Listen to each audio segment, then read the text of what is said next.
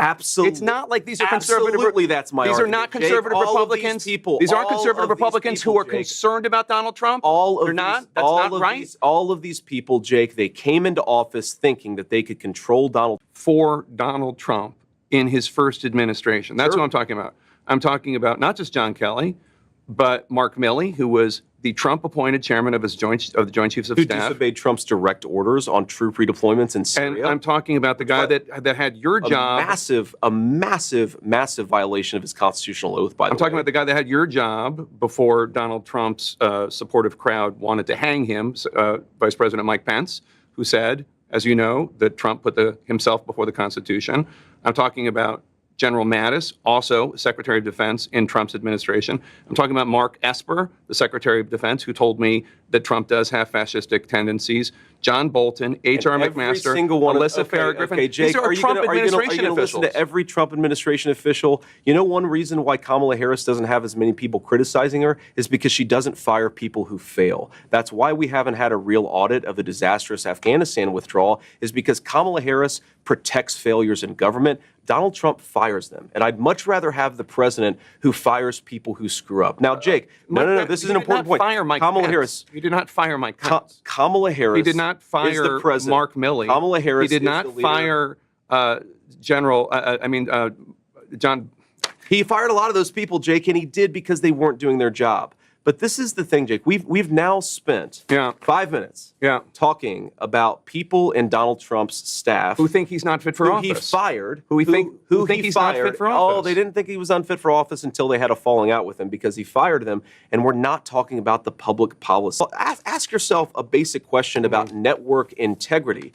You guys talked about the Russia hoax nonstop. The FBI was investigating it. The FBI was investigating it, and so we covered them. And so you took the words of unnamed FBI agents and put them on your network as if they were the gospel truth. You did it again and again. A viewer of your network would have believed that Donald Trump and Vladimir Putin conspired in 2016. No. That was totally and preposterously false. No. Well, that's what you just said why. is false. We covered an FBI investigation. I don't know why you want to talk about the FBI investigation. You covered it in a way that gave credence to anonymous sources' accusations. You did it yourself. Your network did it, Jake. But again, can we talk about the issues that Americans care most about? I'm talking about things that Donald Trump has said. Yes. If you have an issue with whether or not he's talking about the economy enough, that's between you and your running mate. I'm talking about things he has said this week. Every single rally that he does, he talks about how he wants to unleash American energy so we can lower the cost of groceries. He talks about the fact that housing has become unaffordable. He talks about the wide open border, Jake.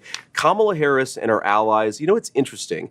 Kamala Harris and her media allies, and I would put CNN in this category. You guys seem to care. I'll tell you that. They wouldn't. Well, they should watch your network more because you guys seem to care more about Donald Trump's past than the future of the American people. We're running this campaign on making the American dream. I'm specifically asking about how Donald Trump is going to be president in the future should he win, and then we're being told he's going to pursue economic policies that lower the cost of groceries and make life more affordable again. He talks about it every single day on the campaign. This is not a guy, John Kelly, going to brag to Jeffrey Goldberg, who is interested in the American truth or is interested in telling an honest account of Donald Trump. He's a guy with an axe to grind because Donald Trump fired him and disagreed with him on policy. So all those 10 people, including the former vice president, Mike Pence, all of these people have this horribly damaged worldview, and they're all just going after Donald Trump because they want to send people into war? That's really your argument?